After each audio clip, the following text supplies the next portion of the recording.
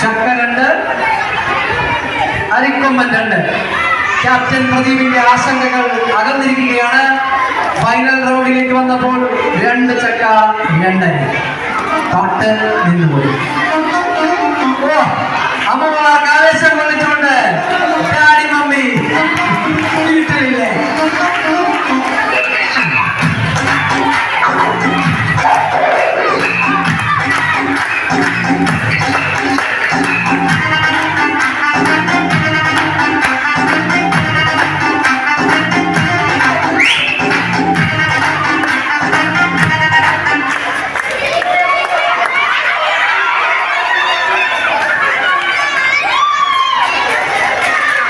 രണ്ട് ചക്ക 1 അരി.